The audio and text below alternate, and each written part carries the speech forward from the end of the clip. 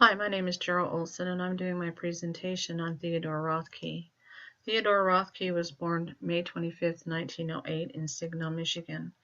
He lived in that house that you see on the slide with his mother Helen and his father Otto, and his parents owned a local greenhouse, and he spent his younger years working in the greenhouse and around the lands with his father and also his uncle.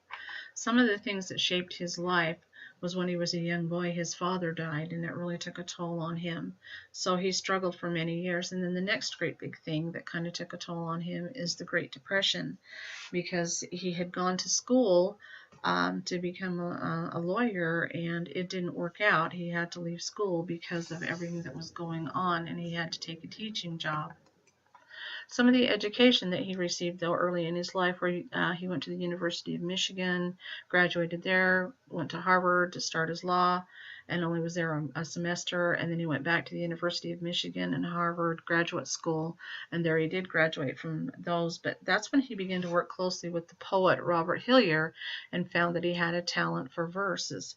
Well, after so long, and with the way the economy was going, he had to leave and start teaching. And some of the schools that he taught at were Lafayette College, Michigan State College, Pennsylvania State University, and Bennington College, and that's where he spent his remainder of his years. Some of the neat things about him were that he was really admired by his students. Some of the awards that he earned were from the Guggenheim Fellowship, and the Ford Foundation grants, Pulitzer Prize for the Waking in 1954. And you can see all the other awards that he received clear up to 1965. Some of the things about his craft is, I love this quote because it just more or less describes how I kind of feel about writing poetry, and I quote from, "I think of my life as an instrument, as an example, and I am perfectly willing to appear ridiculous, absurd. If a real point can be established, a real dent can be made." There's a lot of neat things about how he perfected his craft.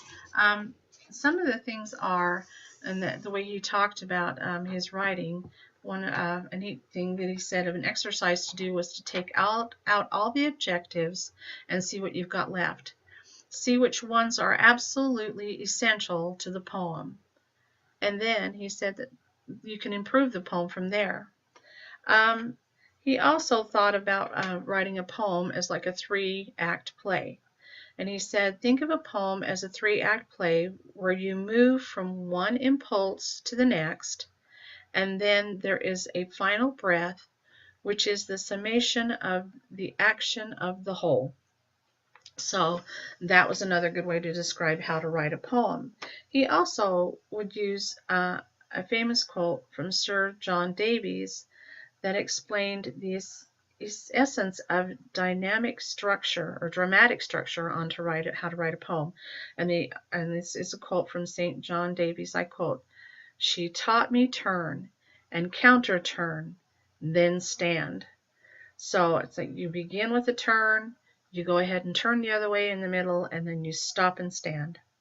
He also said about poetry, every line of a poem should be a poem. And he was fantastic with using verses through all of his poetry. Now, the most important thing that Theodore Rothke taught was, and I quote, "You want to be very careful when you criticize something because it may be the hallmark for an emerging style." So isn't that neat that anything that we write and all that we're doing right now can be considered, maybe it will start a new style of poetry in the future? That, to me, it's awesome. One of the first books that he put out of verses and poems was An Open House. And the first poem in the book was really appealing to me, and it's called An Open Door. And this is how it goes. "My secrets cry aloud. I have no need for tongue. My heart keeps open house. My doors are widely swung. An epic of the eyes, my love with no disguise. My truths are all foreknown. This anguish self-revealed, I'm naked to the bone, with nakedness my shield. Myself is what I wear, I keep the spirit spare. The anger will endure, the deed will speak the truth. In language stricken pure, I stop the lying mouth. Rage wraps my clearest cry to witless agony. So if you noticed with this poem, he wrote it in the scheme of, or the rhyme scheme of 1 2 1 2 3, while the last stanza only the first and the third lines rhyme. But that's the way he worked, and he kind of did that way. He would come back and forth and use even a pantone sometimes with his work. The next poem that he was known for was My Papa's Waltz, and some say that this more or less, they would describe it as they thought that it had to deal with the fact of the father taking and disciplining the boy. But to me, I think it was more or less an homage to his father for how much he loved him.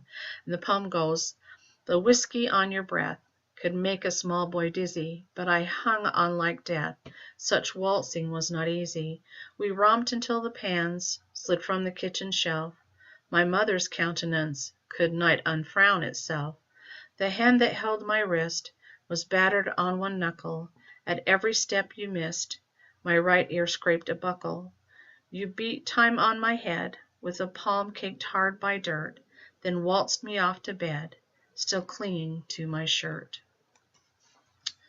Now, The Waking is a very popular poem that is used for a lot of people. I went on YouTube and found that there was a lot of individuals that had taken the poem and put their own music and their own video to it because it has meaning for everyone.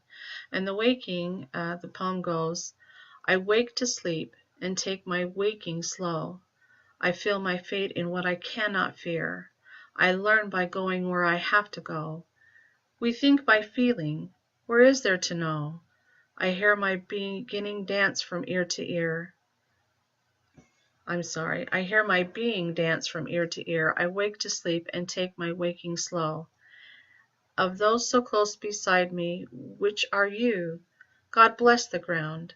I shall wake softly there, and learn by going where I have to go." And the poem goes on, it talks about nature, and I think that this poem has to deal with him being around the greenhouse and being out in the trees and all the area where him and his father spent so much time.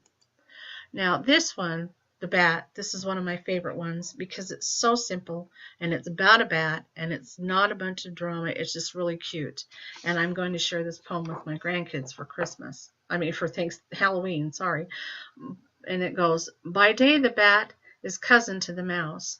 He likes the attic of an aging house. His fingers make a hat about his head.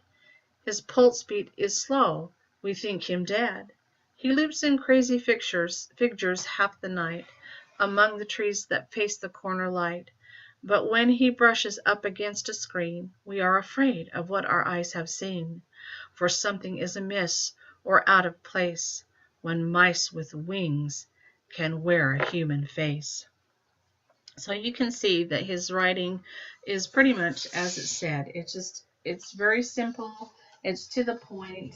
It helps you understand. There's not a lot of things that can take you in another direction to where it's hard to take and figure out what is going on.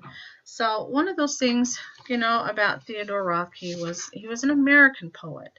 He was considered America's poet, and it was in the early 20th century, and he inspired classrooms of poets and developed new writing techniques throughout his life that helped influence elements of modern poetry. Among his important techniques was an experimental use of free verse and formal verse to distinguish between poetic purpose, a development of stream of conscience style, and an embrace of personal reflection as a poet's subject.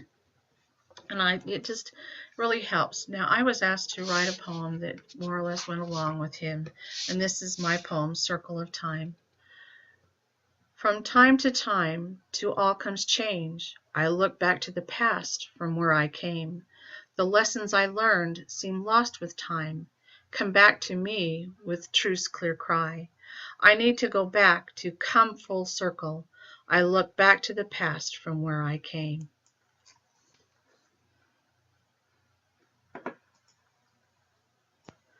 As I go to finish my presentation, on the last page, you will find a link, if you click on the picture, to a poem by Theodore Rothke that he reads, and I know that you'll enjoy it.